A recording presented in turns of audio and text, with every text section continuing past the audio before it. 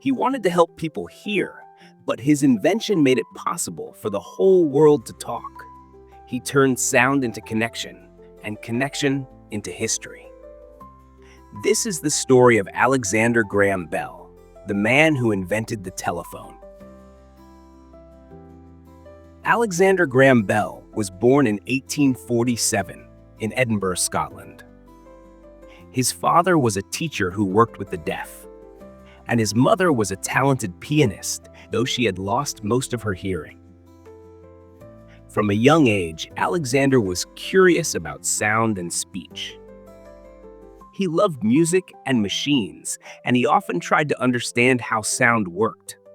He would speak close to his mother's forehead so she could feel the vibrations and understand him.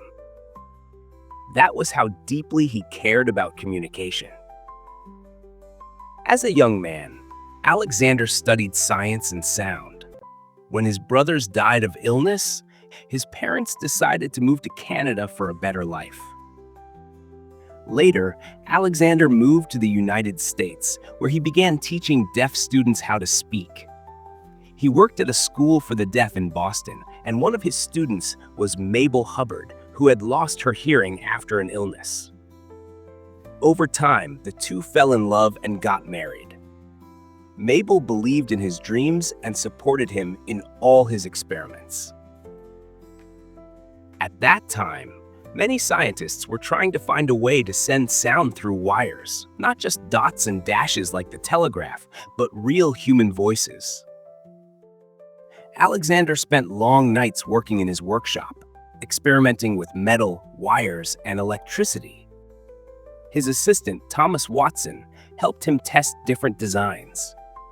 Then, one day in 1876, something amazing happened. While working with chemicals, Alexander accidentally spilled acid on his clothes.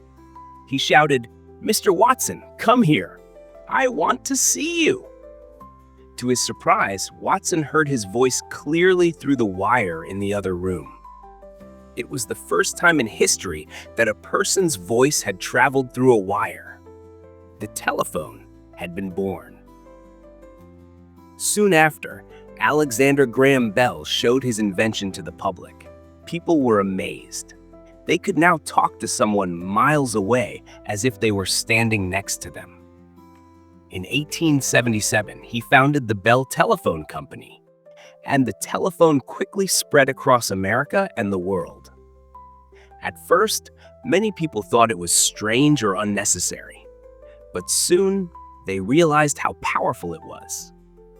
Families, businesses, and governments all began to rely on this new way of communication.